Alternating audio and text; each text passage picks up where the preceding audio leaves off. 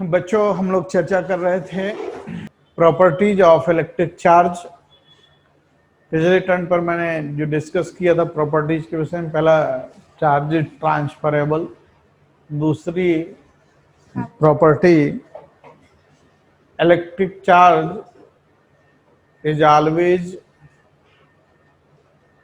Associated with mass, तीसरी property in charging mass of the body changes, चौथी property electric charge is quantized, पांचवी property electric charge always resides on the surface, outer surface of conductor. Next property पे हमने चर्चा की थी electric charge is conserved, और इसके बाद मैंने चर्चा की थी stationary charge on produces only electric field, uniformly moving charge produces both electric field and magnetic field, accelerated or deaccelerated charge produces electric field, magnetic field, and also radiates energy in the form of electromagnetic waves। यहां तक मैंने चर्चा की थी। इसके आगे next property, किसी body को चार्ज किया जा सकता है फ्रिक्शन के द्वारा, इंडक्शन के द्वारा और कंडक्शन के द्वारा। कंडक्शन मैंने बताया था, अगर किसी चार्ज बॉडी को अनचार्ज बॉडी के कांटेक्ट में रख देते हैं तो इलेक्ट्रिक चार्ज चार्ज बॉडी से अनचार्ज बॉडी में ट्रांसफर हो जाता है। ये किस कारण से होता है? ये बॉडीज के बीच इलेक्ट्रॉन्स का ट्रांसफर होने के कारण। ध्यान दें, फ्रिक्शन में अगर दो बॉडीज को आपस में रगड़ते हैं, अगर दो बॉडीज को आपस में रगड़ते हैं तो एक बॉडी से दूसरे बॉडी में इलेक्ट्रॉन ट्रांसफर हो जाते हैं, जिसके कारण एक बॉडी पॉजिटिवली चार्ज हो जाती है और दूसरी बॉडी नेगेटिवली चार्ज हो जाती है। ध्यान दें, फ्रिक्शन इलेक्ट्रिसिटी क्या है? The electricity developed on the objects when they are rubbed with each other is called friction electricity. अगर दो ऑब्जेक्ट हैं, उनको आपस में आप रगड़ेंगे तो जो इलेक्ट्रिसिटी ऑब्जेक्ट्स में बॉडीज में डेवलप होगी, उस इलेक्ट्रिसिटी को हम लोग क्या बोलते हैं? Friction electricity. फ्रिक्शन में अगर दो बॉडीज को एक दूसरे से रगड़ते हैं तो एक बॉडी से दूसरे बॉडी में इलेक्ट्रॉन ट्रांसफर हो जाते हैं। इसका रिजल्ट क्या होगा? एक बॉडी पॉजिटिवली चार्ज हो जाती है और दूसरी बॉडी नेगेटिवली चार्ज हो जाती है। अगर ग्लास रॉड को सिल्क के साथ रगड़ते हैं तो ग्लास रॉड पॉजिटिवली चार्ज हो जाती है और सिल्क नेगेटिवली चार्ज हो जाता है, क्योंकि सिल्क से इलेक्ट्रॉन्स, ध्यान दें, ये ग्लास रॉड से इलेक्ट्रॉन्स निकल के किस में चले जाते हैं? सिल्क में चले जाते हैं। इसलिए ग्लास रॉड पॉजिटिवली चार्ज हो जाती है और सिल्क नेगेटिवली चार्ज हो जाता है। इसी तरह से अगर एवोनाइट रॉड को वूल से रगड़ते हैं तो इलेक्ट्रॉन्स वूल से निकल के किस में चले जाते हैं? एवोनाइट की रॉड में, जिससे एवोनाइट रॉड नेगेटिवली चार्ज हो जाती है और वूल पॉजिटिवली चार्ज्ड। ध्यान दें, ये जो क्लाउड्स होते हैं ये चार्ज होते हैं, और क्लाउड्स पर चार्ज किस कारण से आता है? फ्रिक्शन के कारण आता है। इंपॉर्टेंट पॉइंट है। ये क्लाउड्स चार्ज होते हैं, इनमें चार्ज कैसे आता है? ये फ्रिक्शन के कारण, क्लाउड्स के बीच फ्रिक्शन होता है, जिसके कारण ये क्लाउड्स क्या हो जाते हैं? चार्ज हो जाते हैं। ये बिल्डिंग्स के टॉप पे लाइटनिंग रॉड लगाई जाती है। क्यों भाई? सभी को ये बात पता है। जो बड़ी बड़ी बिल्डिंग्स होती हैं, हिस्टोरिकल बिल्डिंग्स होती हैं, उनके ऊपर आपने देखा होगा एक पतली रॉड लगी होती है, जिसे हम लोग क्या बोलते हैं? Lightning rod. ये लाइटनिंग रॉड का संबंध वायर की मदद से, ये ग्राउंड से होता है। ये ग्राउंड से इसका रिलेशन जुड़ी होती है, ये वायर की मदद से। ध्यान दें, ये क्लाउड्स से मैंने कहा क्लाउड्स, ये क्लाउड पॉजिटिवली चार्ज। ध्यान दें, ये क्लाउड्स बहुत हैवी चार्ज होते हैं। इनमें जो चार्ज की मात्रा होती है ये लाखों कूलाम होती, बहुत स्ट्रांगली चार्ज होते हैं क्लाउड्स। जब ये क्लाउड्स ये बिल्डिंग के ऊपर हैं और जब बिजली गिरती तो होता क्या है? ये क्लाउड्स पॉजिटिवली चार्ज है, तो इंडक्शन के कारण ये रॉड नेगेटिवली चार्ज हो जाती है। ध्यान दें, ये सरफेस एरिया बहुत कम है रॉड का। रॉड का सरफेस एरिया बहुत कम होने के कारण जो चार्ज डेंसिटी बहुत हाई होती है, और जब चार्ज डेंसिटी हाई होती है तो ये पॉजिटिव चार्ज को ये नेगेटिव चार्ज न्यूट्रलाइज करता है। कुछ हिस्सा इसका न्यूट्रलाइज हो जाता है, जो न्यूट्रलाइज नहीं होता है, बाकी जो बचा हुआ है ये रॉड से ये कंडक्टिंग वायर जुड़ा होता है अर्थ से। ये जो चार्ज है, जो बहुत ज्यादा मात्रा होती है इसकी, ये क्या होता है? ये कंडक्टर के माध्यम से, कंडक्टिंग वायर के माध्यम से किसमें चला जाता है? अर्थ में चला जाता है, और बिल्डिंग सुरक्षित हो जाती है, सेफ हो जाती है। ये लाइटनिंग रॉड का फंक्शन। यहाँ पे दो इंपॉर्टेंट बातें, ये जो क्लाउड्स होते हैं इनमें बहुत ज्यादा चार्ज होता है, चार्ज की मात्रा बहुत ज्यादा होती है। ये जब बिल्डिंग के क्लोज होते हैं तो इंडक्शन के कारण ये लाइटनिंग रॉड अपोजिटली चार्ज हो जाती है। अगर ये पॉजिटिव चार्ज है तो ये नेगेटिवली चार्ज हो जाएगी।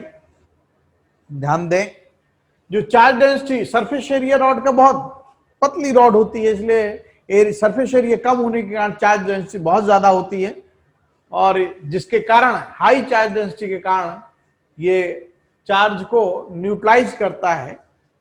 और चूंकि चार्ज की मात्रा बहुत ज्यादा होती है, इसलिए जो अतिरिक्त चार्ज है, एक्स्ट्रा चार्ज है, वो ग्राउंड में ट्रांसफर हो जाता है कंडक्टिंग वायर की मदद से। ध्यान दें, ये चार्ज से, ये लाइट से जो बिजली गिरती है उससे सुरक्षा दो तरीके से, ये रॉड दो तरह से फंक्शनिंग करती है। एक तो जो इस पे चार्ज आया इंडक्शन के कारण, ये हाई चार्ज डेंसिटी होने के कारण ये क्लाउड्स के चार्ज को न्यूट्रलाइज करेगा, या क्लाउड्स ये नेगेटिवली चार्ज रॉड को न्यूट्रलाइज करेगा। लेकिन फिर भी कुछ अगर चार्ज रह गया तो ये कंडक्टिंग वायर के थ्रू चल के अर्थ में चला जाता है और बिल्डिंग शेप हो जाती है। ये लाइटनिंग रॉड का फंक्शन। इलेक्ट्रोस्टैटिक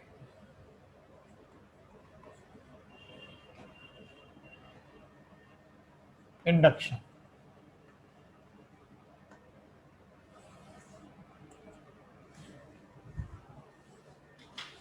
इलेक्ट्रोस्टैटिक इंडक्शन,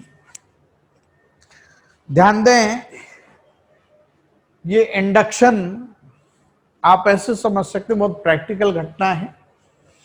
देखिए, हम लोगों ने फ्रिक्शन पर भी चर्चा की, कंडक्शन पे मैं पहले ही चर्चा कर चुका हूं, इंडक्शन पर अब बात करेंगे। ये आपने देखा होगा व्यवहारिक जीवन में, अगर आप किसी रूम में पढ़ रहे हैं और उसी रूम में, उसी कमरे में कोई सो रहा है, तो इंडक्शन के कारण ये आपके अंदर भी एक लक्षण पैदा हो जाएगा सोने वाला, आप सोने लग जाएंगे। या हम ये कहें व्यवहारिक भाषा में, खरबूजे को देख के खरबूजे का रंग बदलता है। ये आपने देखा होगा, ये व्यवहार में आप बहुत सारी घटनाएं देखे होंगे। एक घटना मैं आपको बताऊं, एक फिल्म आई थी जिसमें हीरो ने अपने बाल सारे कटा रखे थे और एक लाइन यहां पर खींच रखी थी, उसने कटवा रखा था। आप लोगों को याद होगा, लोग जानते भी होंगे, गजनी एक फिल्म आई थी, अच्छे खासे बाल कटा लिए, उसके बाद उसमें एक लाइन भी बना ली। अब जिन भी लोगों ने देखा उसमें से कुछ लोग इन्फ्लुएंस्ड हो गए, उस फिल्म से इंड्यूस्ड हो गए और इंड्यूस्ड होके अपने बाल कटा लिए और वो लाइन भी बनवा ली उन्होंने। तो यही इंडक्शन है, दूसरे को देखा उसकी नकल करने लग गए, तो यही इंडक्शन है। ध्यान दें, इंडक्शन क्या है। अगर हम इलेक्ट्रोस्टैटिक्स की बात, इलेक्ट्रोस्टैटिक इंडक्शन की बात करें तो इसमें होता क्या है, अगर कोई चार्ज बॉडी न्यूट्रल बॉडी के नजदीक रख दी जाए तो जो न्यूट्रल बॉडी है उस पर भी चार्ज इंड्यूस्ड हो जाता है। चार्ज इंड्यूस्ड होने की इस घटना को हम लोग क्या बोलते हैं, electrostatic induction.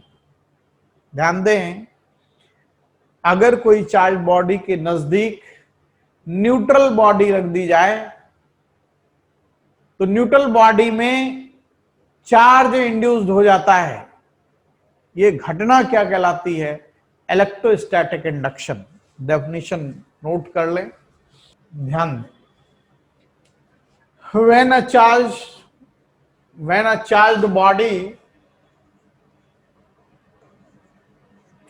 charged body is placed near the neutral body, then the charged body will attract the opposite charge and repel similar charge present in the body. As the result of this, one side of neutral body becomes positively charged and other side negatively charged. This phenomena is called electrostatic induction. Please सभी लोग ध्यान दें, ये charge body से negatively charge body है, ये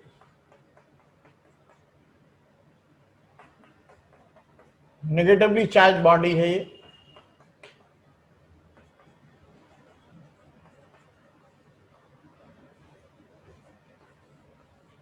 और ये न्यूट्रल बॉडी, दूसरी बॉडी न्यूट्रल बॉडी।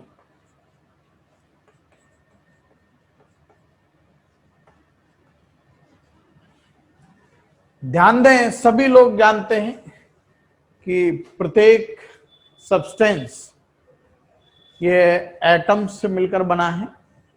एटम में दो पार्ट होते हैं, या हमने कहा मॉलिक्यूल से मिलकर बना है। किसी मॉलिक्यूल, जब अगर किसी चार्ज के नजदीक मॉलिक्यूल को रखेंगे तो मॉलिक्यूल का,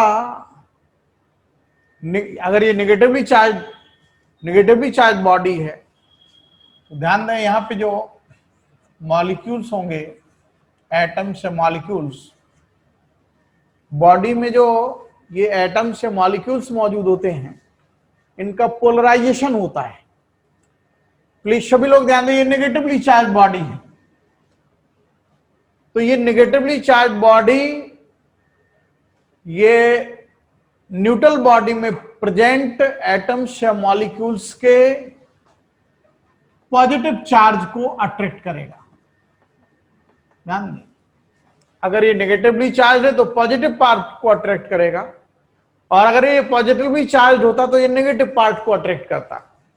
और जो नेगेटिव पार्ट है ये नेगेटिवली चार्ज बॉडी क्या करेगा, रिपेल करेगा। इस तरह से ध्यान दें, ये मॉलिक्यूल्स हैं, ये सरफेस पॉजिटिवली चार्ज हो गया,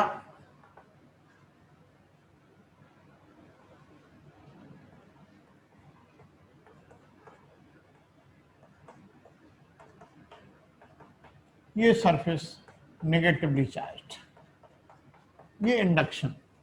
प्लीज सभी लोग ध्यान दें, अगर चार्ज बॉडी को न्यूट्रल बॉडी के नजदीक रखें तो जो चार्ज बॉडी है अपोजिट चार्ज को अट्रैक्ट करेगी और सिमिलर चार्ज को रिपेल करेगी। ये नेगेटिवली चार्ज बॉडी है, पॉजिटिव चार्ज को अपनी ओर अट्रैक्ट करेगी। ये पॉजिटिव चार्ज किधर की ओर शिफ्ट करने लग जाएगा, ये नेगेटिवली चार्ज बॉडी की तरफ। तो ये सरफेस क्या हो गया, पॉजिटिवली चार्ज।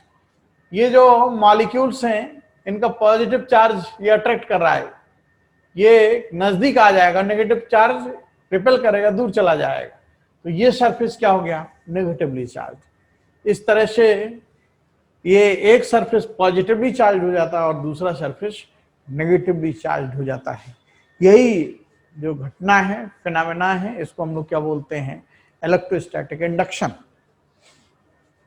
ध्यान दीजिए, ये चार्ज बॉडी जो होती है इसको हम लोग इंड्यूसिंग चार्ज कहते हैं, या inducing body, inducing charge.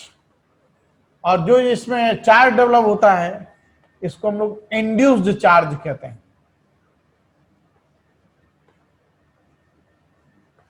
Charge body पे जो चार्ज होता है उसे इंड्यूसिंग चार्ज कहते हैं, और न्यूट्रल बॉडी में जो चार्ज डेवलप होता है उसे हम लोग क्या बोलते हैं, इंड्यूस्ड चार्ज। यहां पे गौर करिए, ये इंडक्शन की घटना में इंड्यूसिंग बॉडी ना तो चार्ज लूज करती है और ना ही गेन करती है।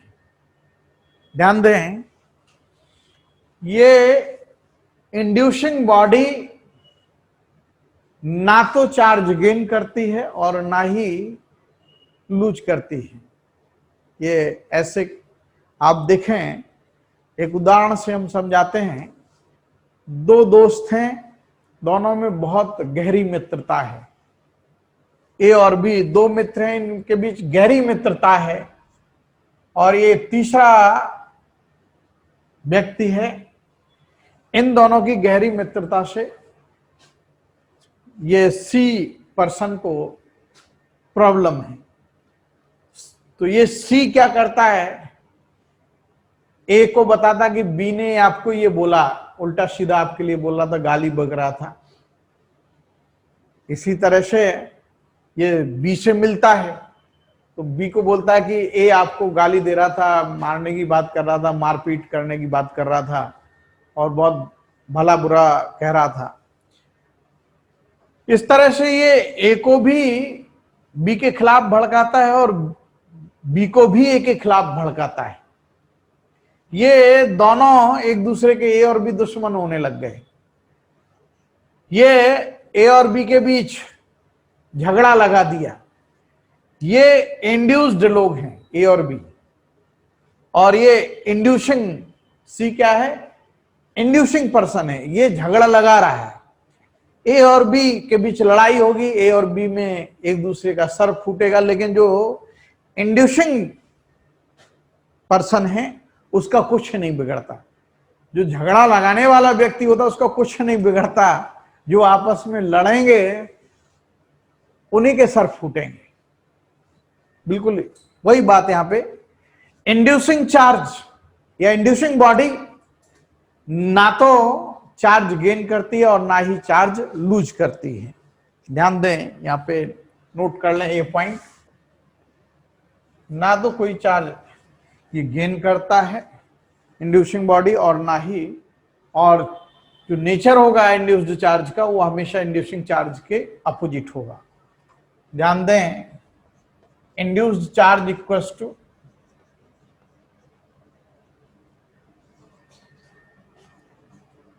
Q dash equals to minus Q into 1 minus 1 upon K, where Q inducing charge है, डाइलेक्ट्रिक कांस्टेंट कहते हैं, अभी हम लोग चर्चा करेंगे इस पे।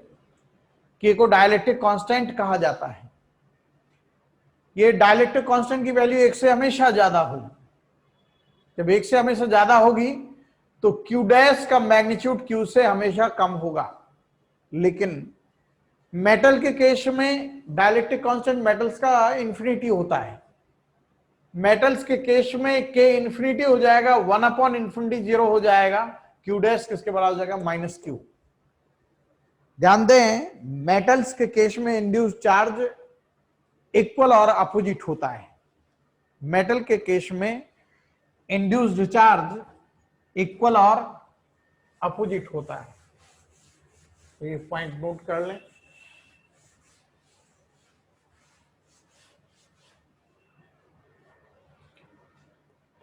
K equals to infinity for metals, dielectric constant की वैल्यू मेटल्स के लिए क्या होती है, इंफिनिटी। तो इंड्यूस्ड चार्ज क्या हो जाएगा, Q dash equals to minus Q into 1 minus 1 upon infinity. 1 upon infinity 0 हो जाएगा, Q डैश इक्वल्स टू क्या हो जाएगा, माइनस Q।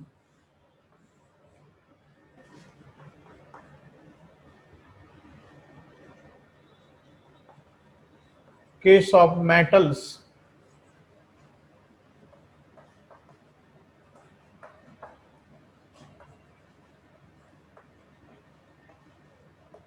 charge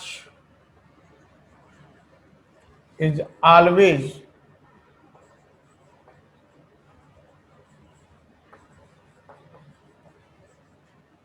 and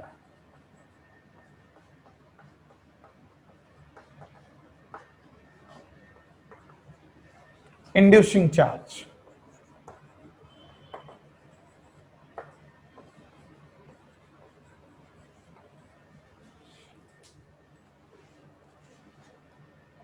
ध्यान दें, electrostatic induction always takes place only in bodies and not in particles। ध्यान दें, particle में इलेक्ट्रोस्टैटिक इंडक्शन नहीं होता, हमेशा बॉडीज में। ध्यान दें, अगर कोई पार्टिकल है तो उसमें इंडक्शन नहीं होता है। इंडक्शन हमेशा क्या होगा, बॉडीज में। बॉडीज में ढेर सारे आपके मॉलिक्यूल्स मौजूद होंगे और वो मॉलिक्यूल्स का पोलराइजेशन हो जाता है। पॉजिटिव चार्ज को रिपेल करता है, नेगेटिव चार्ज को रिपेल करेगा, और जबकि पॉजिटिव चार्ज नेगेटिव चार्ज को अट्रैक्ट करता है। इसलिए जो मॉलिक्यूल्स होते हैं न्यूट्रल बॉडी के, वो पोलराइज हो जाते हैं और उसके कारण ये इंड्यूस्ड चार्ज प्रोड्यूस होता है बॉडीज में। थोड़ा सा हम लोग चर्चा कर लें इलेक्ट्रोस्कोप के बारे में।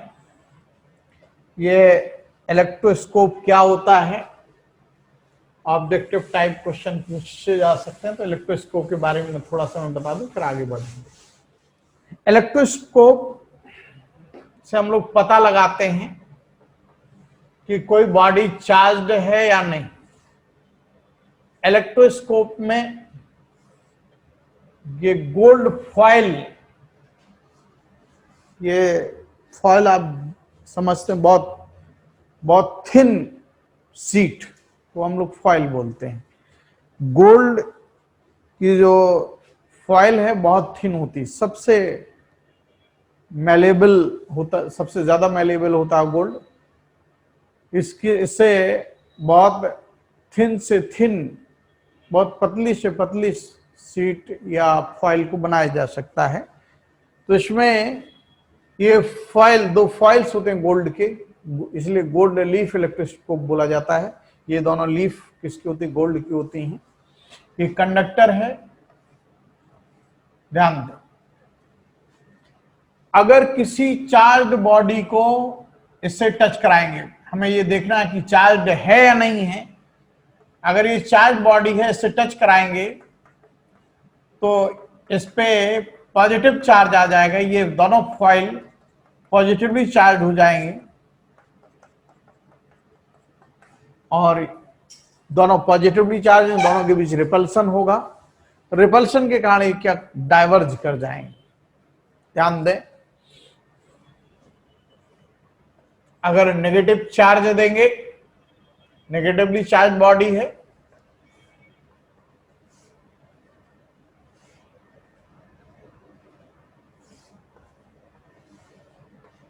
अगर नेगेटिवली चार्ज बॉडी से टच कराएंगे तो ये नेगेटिव चार्ज इस पे आ जाएगा, फाइल्स पे, ये दोनों नेगेटिव होंगे, दोनों के बीच रिपल्सन होगा, कि फाइल्स क्या कर जाएंगे, डाइवर्ज कर जाएंगे। ध्यान दें, अगर इलेक्ट्रोस्कोप को आपने रखा है और इस इलेक्ट्रोस्कोप पर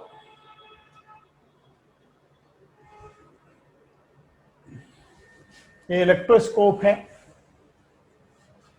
ये एटमॉस्फेयर में रखा हुआ, लैब में रखा हुआ है, और अगर इस पर एक्सरेज डाले जाएं, एक्सरेज या अल्ट्रावायलेट रेज या गामा रेज, अल्ट्रावायलेट रेज, अगर इसको नेगेटिव चार्ज दिया गया, ये नेगेटिवली चार्ज बॉडी से टच कराई गई है, तो ये दोनों फॉइल नेगेटिवली चार्ज होंगी, दोनों आर्म नेगेटिवली चार्ज हो जाएंगे, दोनों डाइवर्ज कर जाएंगे। अल्ट्रावायलेट रेज के गिरने से होगा क्या? ध्यान दें, अगर इस पर अल्ट्रावायलेट रेज डाली जाए इलेक्ट्रोस्कोप पर, गोल्ड लीफ इलेक्ट्रोस्कोप पर, होगा क्या? ध्यान दें, ये अल्ट्रावायलेट रेज के कारण जो आसपास एयर होगी वो आयनाइज हो जाएगी। सभी लोग जानते हैं अल्ट्रावायलेट रेज क्या होती हैं, ये एनर्जेटिक वेव हैं, गामा रेज हैं, एक्स रेज हैं, अल्ट्रावायलेट रेज हैं, चाहे तो अथवा एक्स रेज। सभी को पता है एक्स रेज क्या करती हैं, गैसेस के एटम्स या मॉलिक्यूल्स को आयनाइज करती हैं। ध्यान दें, जब एक्सरेज डालेंगे तो जो गैस के मॉलिक्यूल्स हैं वो आयनाइज होने लग जाएंगे, पॉजिटिव आयन ये लीफ्स अपनी ओर अट्रैक्ट करने लग जाएंगे और नेगेटिव आयंस को ये फाइल्स या लीफ्स क्या करेंगे, रिपेल करेंगे। नेगेटिव आयंस दूर जाने लग जाएंगे, ये लीफ्स से दूर जाएंगे क्योंकि ये रिपल्सन होगा। पॉजिटिव आयंस जो होंगे वो लीफ अट्रैक्ट करेंगे और ये जब नेगेटिव चार्ज से ये पॉजिटिव चार्ज जुड़ेगा, जब पॉजिटिव आयंस लीफ पर आ जाएंगे तो ये नेगेटिव चार्ज को कुछ घटा देंगे, और जब नेगेटिव चार्ज घट जाएगा तो पहले से क्या करने लग जाएंगे, डाइवर्ज करने लग जाएंगे और कुछ समय बाद क्या कोलैप्स कर जाएंगे। ध्यान दें, फिर समझें, अगर ये गोल्ड लीफ इलेक्ट्रोस्कोप है, लैब में रखा हुआ है, एयर में रखा हुआ है और इसको नेगेटिव चार्ज दिया गया है, इस पर एक्सरेज डाली जाएं तो ये फाइल्स डाइवर्ज होंगी या कन्वर्ज होंगी। ध्यान दें, ये जब एक्सरेज नहीं डाली गई थी, नेगेटिव चार्ज था, ये क्या हुई थी, डाइवर्ज हुई थी। जब आपने एक्सरेज डाली तो इसके चारों तरफ की जो एयर है आयनाइज हो जाएगी। ये negative charge, negatively charge files हैं या नेगेटिवली चार्ज फाइल्स हैं, ये पॉजिटिव आयंस को अट्रैक्ट करता है, पॉजिटिवली चार्ज आयंस को अट्रैक्ट करता है, जिसके कारण ये फाइल्स का, लीफ्स का नेगेटिव चार्ज घट जाता है। नेगेटिव चार्ज ज्यादा होगा, ज्यादा डाइवर्ज करेंगे, कम होगा नेगेटिव चार्ज, कम डाइवर्ज होंगी। ध्यान दें, ये आयंस इस पे आते जाएंगे, नेगेटिव चार्ज घटता जाएगा, ये धीरे धीरे कन्वर्ज करने लग जाएंगी और जब न्यूट्रल हो जाएंगी, जब ज्यादा पॉजिटिव आइंस आ जाएंगे तो ये न्यूट्रल हो जाएंगे और ये कोलैप्स कर जाएंगे, अर्थात दोनों जुड़ जाएंगे। सभी को बात क्लियर हुई या नहीं? अगर पॉजिटिवली चार्ज है ये इलेक्ट्रोस्कोप और ये अगर एक्सरेज आ रही हैं, इस पर पड़ रही हैं,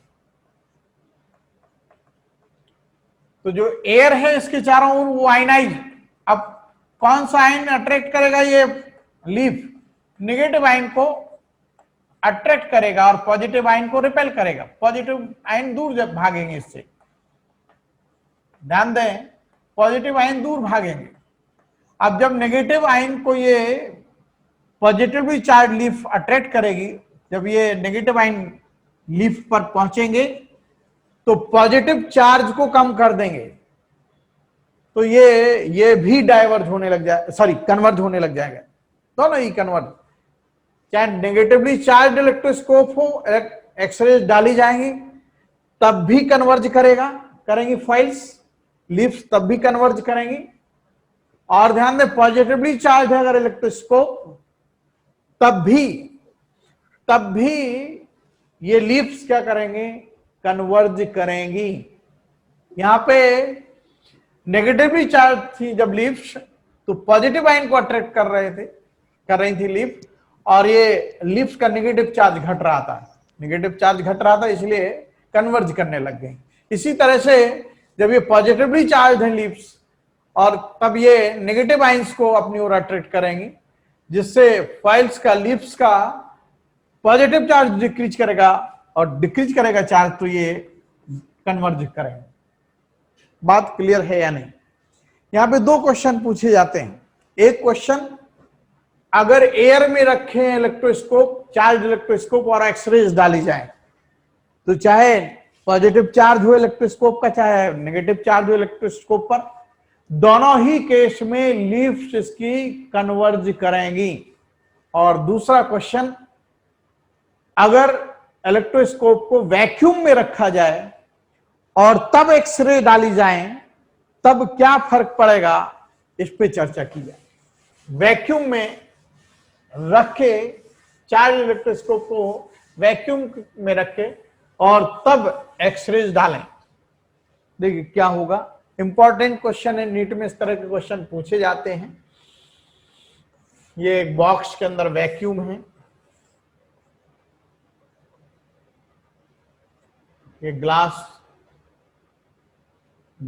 का पॉट है कोई, इसके अंदर इलेक्ट्रोस्कोप रखा हुआ है। मैंने ये इलेक्ट्रोस्कोप पॉजिटिवली चार्ज है, इलेक्ट्रोस्कोप पॉजिटिवली चार्ज। ध्यान दें, एयर था, एक्सरेज के कारण एयर आयनाइज होगा।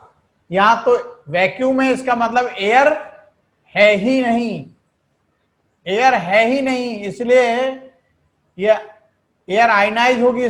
ये आपके दिमाग में नहीं आना चाहिए। एक्सरेज के पास हाई एनर्जी होती है, ये सबसे ज्यादा एनर्जी गामा रेज की होती है, गामा रेज के बाद उससे कम ये एक्सरेज की होती है, एक्सरेज से कम अल्ट्रावायलेट रेज की होती है, विजिबल लाइट, फिर इंफ्रारेड लाइट, ये इस तरह से।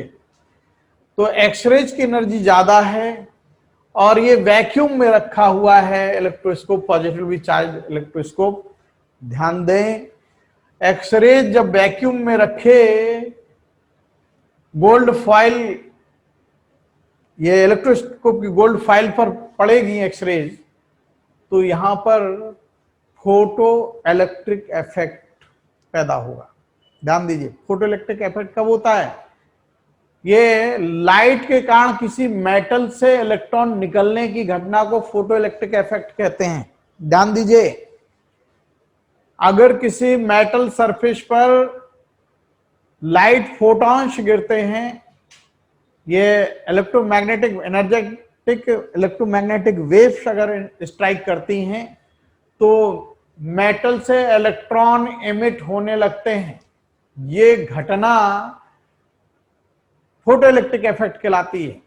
किसी मेटल सरफेस पर अगर लाइट फोटॉन्स या फोटॉन्स मींस इलेक्ट्रोमैग्नेटिक वेव्स, ये इलेक्ट्रोमैग्नेटिक वेव्स के फोटोन, चाहे वो एक्सरेज हो, चाहे वो गामा रेज हो, चाहे अल्ट्रावायलेट रेज हो, चाहे विजिबल लाइट, सभी फोटॉन्स के रूप में प्रोपेगेट होते हैं। जब एक्सरेज के फोटॉन्स गोल्ड फाइल पर पड़ेंगे तो ये फाइल से इलेक्ट्रॉन इमिट होने लग जाएंगे, इलेक्ट्रॉन बाहर निकलने लग जाएंगे।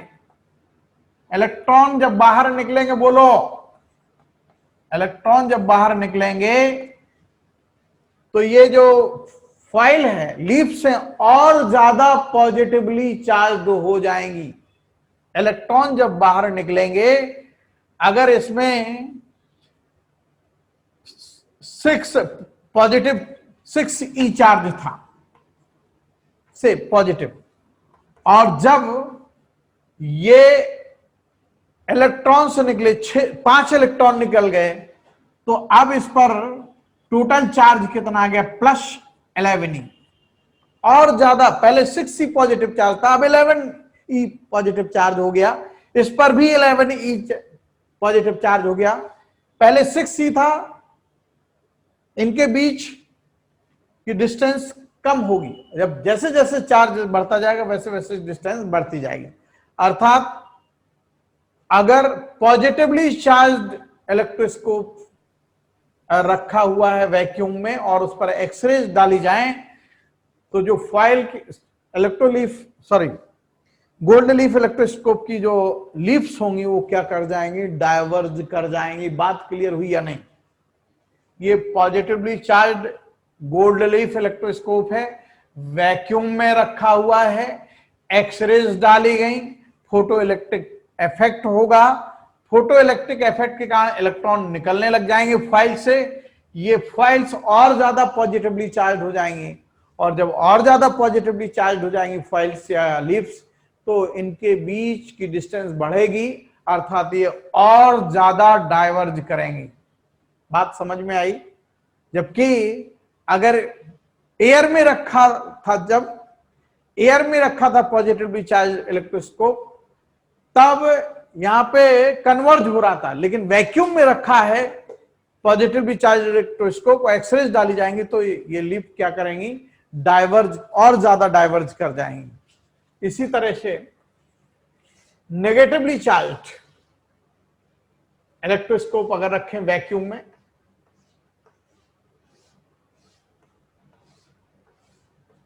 ये वैक्यूम,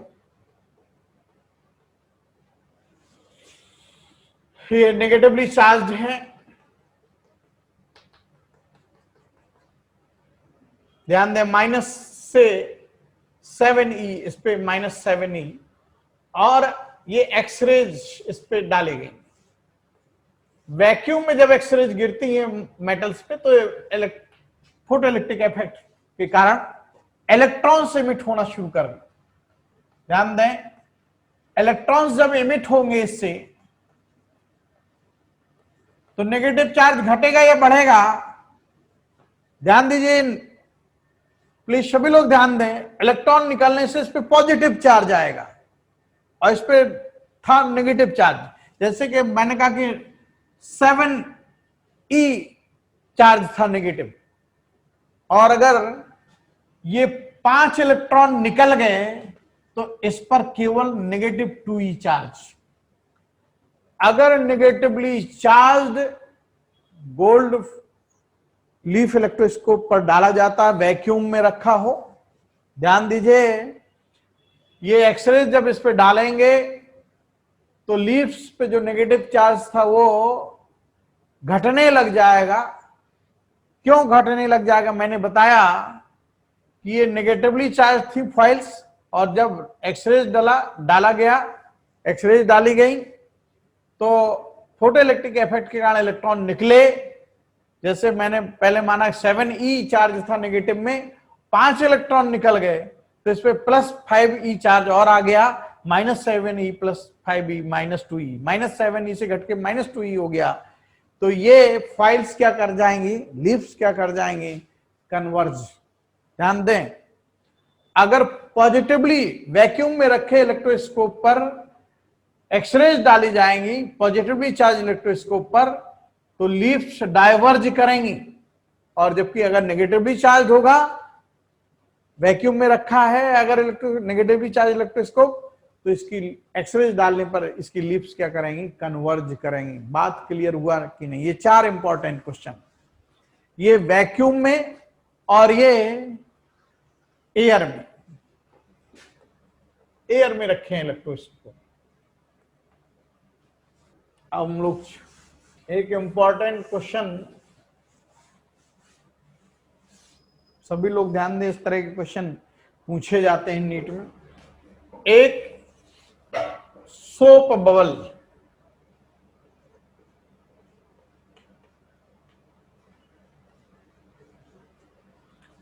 अगर सोप बबल को पॉजिटिव चार्ज देंगे, अगर इसको पॉजिटिव चार्ज देंगे, ध्यान दीजिए, जो सोप है, सोप बबल है, इसका जो शेप है इंक्रीज कर जाएगा, साइज इसका इंक्रीज कर जाएगा, डिक्रीज कर जाएगा या अनचेंज रहेगा, इस पे हम लोग बात करेंगे। ध्यान दीजिए, अगर इसको पॉजिटिव चार्ज दिया गया सोप बबल को, ध्यान दें, ये सोप बबल ये छोटे छोटे पार्ट से मिलकर बना है, गौर करिए, ये वाला हिस्सा, इस वाले हिस्से को, ये भी पॉजिटिवली चार्ज है और ये भी पॉजिटिवली चार्ज, क्या करेगा, रिपेल करेगा। ये रिपल्शन होगा, फोर्स बाहर की तरफ। ये वाला हिस्सा इसके जस्ट अपोजिट इसको रिपेल करेगा। इसके आगे वाला हिस्सा इसके अपोजिट पार्ट को रिपेल करेगा। इसका आगे वाला हिस्सा ये इसको रिपेल करेगा। प्रत्येक पार्ट अपने अपोजिट सिमेट्रिक पार्ट के कारण क्या होगा, रिपेल होगा। ये सभी को क्लियर हो रहा होगा। ये रिपल्शन के कारण इसका जो साइज है वो क्या करेगा, इंक्रीज करेगा। रिपल्शन के कारण अगर इसको सब ये सारे फोर्स बाहर की तरफ लग रहे हैं, तो ये सोप बबल का आकार क्या कर जाएगा, इंक्रीज कर जाएगा। इसी तरह से अगर सोप बबल को ये नेगेटिव चार्ज दिया जाए तो क्या होना चाहिए, शेप इंक्रीज करेगा या डिक्रीज करेगा, शेप इंक्रीज करेगा, डिक्रीज करेगा, तब भी इंक्रीज करेगा। ध्यान दें, अब ये नेगेटिव चार्ज इस पार्ट को रिपेल करेगा, ये पार्ट इसके अपोजिट पार्ट को रिपेल करेगा, ये पार्ट इसके अपोजिट पार्ट को रिपेल करेगा। ध्यान दें, तो ये दोनों ही केस में, चाहे पॉजिटिवली चार्ज दें चाहे नेगेटिव चार्ज दें, सोप बबल को चाहे पॉजिटिव चार्ज दें चाहे नेगेटिव चार्ज दें, दोनों ही केस में सोप बबल का साइज इंक्रीज करेगा। ये नहीं कि लोगों के दिमाग में रहता पॉजिटिव चार्ज दिया गया तो इंक्रीज करेगा साइज, और जब कह देते हैं नेगेटिव चार्ज दिया तो कह देते हैं डिक्रीज करेगा। ऐसा नहीं, चाहे सोप बबल को पॉजिटिव चार्ज देंगे तब भी उसका साइज इंक्रीज करेगा, और नेगेटिव चार्ज देंगे तब भी इंक्रीज करेगा साइज, क्योंकि ये पॉजिटिव चार्ज को रिपेल करता है, नेगेटिव चार्ज को रिपेल करता है। दोनों केस में फोर्स बाहर की तरफ है, इसलिए ये सोप बबल क्या कर जाएगा, ये एक्सपेंड कर जाएगा, साइज इसका इंक्रीज कर जाएगा। तो ये आज हम लोगों ने चर्चा की ये प्रॉपर्टीज ऑफ इलेक्ट्रिक चार्ज की। तो ये जनरल प्रॉपर्टीज चार्ज की समाप्त हो जाती हैं और नेक्स्ट टर्न पर हम लोग चर्चा करेंगे कूलाम्ब्स लॉ